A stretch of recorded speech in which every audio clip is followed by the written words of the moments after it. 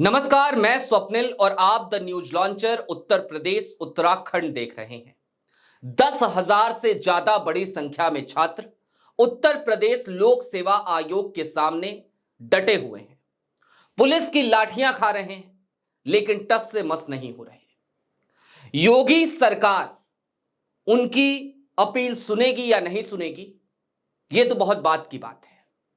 लेकिन छात्रों का यह आंदोलन किस हद तक पीड़ादायक है, यह समझना हो तो इससे समझिए कि ये छात्र बार बार ठगे जाते हैं और एक बार फिर ठगे ना जाएं, इसकी आशंका के तहत ये आंदोलन कर रहे हैं। यह आशंका और शंका नहीं होती तो ये छात्र सड़क पर आकर नहीं बैठते। आपको दो तस्वीरें दिखाता हूं। उत्तर प्रदेश लोक सेवा आयोग का गेट है, ये द्वार है। ये ऊपर लिख दिया गया छात्रों के द्वारा उत्तर प्रदेश चिलम सेवा आयोग। बगल की दीवार की एक तस्वीर भी देख लीजिए, लिख दिया गया लूट सेवा आयोग। लेकिन लिखा क्यों गया, प्रदर्शन किस लिए हो रहा है, इसको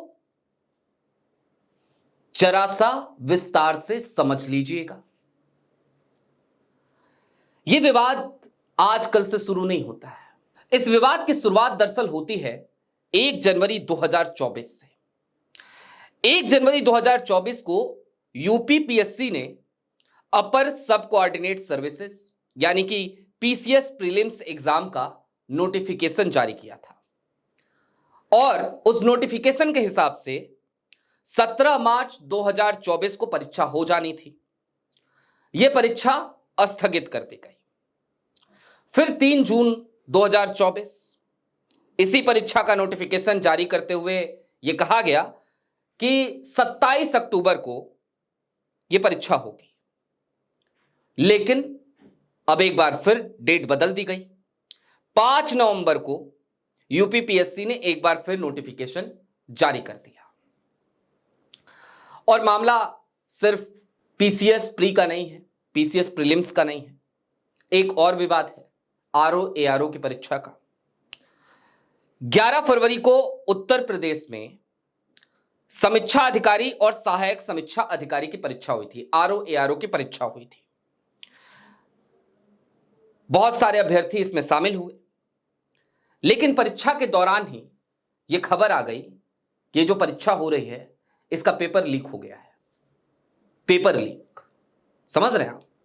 इस देश में बीते कुछ दिनों से यही तो हो रहा है और किसी एक राज्य में नहीं, लगभग हर राज्य से इस तरीके की खबरें आती रहती हैं। अब जब पेपर लीक हुआ, एसटीएफ की जांच बैठी, एसटीएफ ने जांच की और जब पुष्टि हो गई तो योगी सरकार ने इस परीक्षा को रद्द कर दिया, कैंसिल कर दिया। 2 मार्च को सीएम योगी आदित्यनाथ ने आदेश दिया कि इस परीक्षा को रद्द किया जाता है। अच्छा, इसके बाद से चूंकि मुख्यमंत्री जी ने ट्वीट कर दिया, योगी आदित्यनाथ जी ने ट्वीट कर दिया, उनके ऑफिशियल हैंडल से ट्वीट आ गया, तो जो अभ्यर्थी थे वो आश्वस्त हो गए। और आश्वस्त इसलिए हो गए क्योंकि योगी आदित्यनाथ जी ने अपने ट्वीट में यह भी आश्वासन दिया था कि 6 महीने के भीतर यह परीक्षा दोबारा करा दी जाएगी, लेकिन ऐसा हुआ नहीं और उसकी नोटिफिकेशन अब दी गई है। और अब जो नोटिफिकेशन दी गई है उस नोटिफिकेशन में बवाल क्यों खड़ा हुआ है वो समझिए। चूंकि पेपर लीक हुआ था आरओ एआरओ की परीक्षा का, तो यह फैसला लिया गया कि इस बार निजी जो कॉलेजेस हैं, निजी जो स्कूल्स हैं, उनको सेंटर नहीं बनाया जाएगा। अब चूंकि आप उनको जब सेंटर नहीं बनाएंगे तो फिर रिसोर्सेस की कमी, संसाधन की कमी, सेंटर्स की कमी, केंद्र की कमी, ये सारी समस्याओं से आपको दो चार होना पड़ेगा। ये बेहद ही जानी मानी सी बात है। तो अधिकारियों ने यह फैसला लिया कि हम इस परीक्षा को 2 शिफ्ट में कराएंगे और 5 नवंबर को पीसीएस और आरओ एआरओ परीक्षाओं के लिए तीसरी बार फिर नोटिफिकेशन आया। आयोग ने इस नोटिफिकेशन में कहा कि पीसीएस की प्रीलिम्स परीक्षा 7 और 8 दिसंबर को दो दो सत्रों में होगी। पहला सेशन सुबह 9:30 से 11:30 और दूसरा दोपहर 2:30 बजे से 4:30 बजे तक। और ये एग्जाम 41 जिलों में होंगे। यह भी कहा कि बहुत कोशिश हमने करी, लेकिन हर संभव कोशिश के बावजूद 19 जून के आदेश के अनुसार सेंटर उपलब्ध नहीं होने के कारण परीक्षा 2 दिन में कराई जाएगी। यह पीसीएस प्री के लिए। आरओ की परीक्षा के लिए कहा गया कि 22 और 23 दिसंबर को यह परीक्षा होगी। 411 पदों के लिए परीक्षा होनी है। 22 दिसंबर को पहली शिफ्ट होगी 9 बजे से 12 बजे तक और दूसरी दोपहर 2:30 बजे से शाम 5:30 बजे तक। फिर 23 दिसंबर को 9 से 12 बजे तक परीक्षा होगी। अब यह तो आयोग की नोटिफिकेशन हो गई, लेकिन फिर इसमें यह भी कह दिया गया कि ये जो परीक्षाएं होंगी ये नॉर्मलाइजेशन प्रक्रिया के तहत होंगी, नॉर्मलाइजेशन प्रोसेस से होंगी। अब ये मूल्यांकन की पद्धति क्या है, नॉर्मलाइजेशन, उसको जरा आप आसान भाषा में उसे भी समझ लीजिए।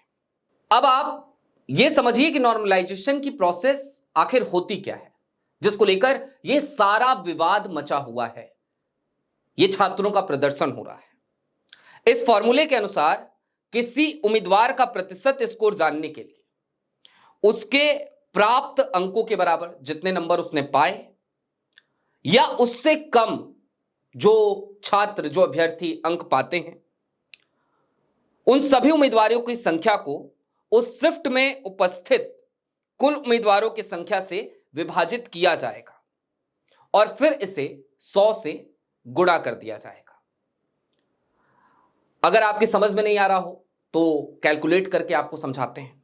मान लीजिए कि किसी अभ्यर्थी ने सबसे ज्यादा 70% अंक किसी अभ्यर्थी को मिले हैं, तो उसका जब नॉर्मलाइजेशन प्रक्रिया के तहत, नॉर्मलाइजेशन के तहत, इस प्रोसेस के तहत जब उसका मूल्यांकन होगा और जब उसका परसेंटाइल निकाला जाएगा, तो उससे कम मार्क्स लाने वाले छात्रों की कुल संख्या मान लीजिए कि 15,000 है और ग्रुप में कुल छात्रों की संख्या 18,000 थी। तो किया यह जाएगा कि 100 से 15,000 को गुणा किया जाएगा, फिर 18,000 से डिवाइड कर दिया जाएगा, तो यह हो जाएगा 83.33% और यह प्रतिशत ही उस अभ्यर्थी का परसेंटाइल होगा। अब नॉर्मलाइजेशन के तहत अगर मूल्यांकन होगा, इस प्रोसेस के तहत अगर मूल्यांकन होगा, तो छात्रों को दिक्कत क्या है वो भी समझिए।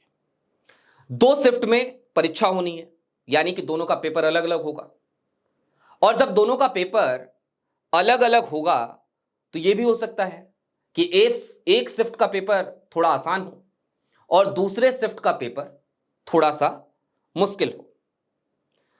तो ऐसे में क्या किया जाएगा?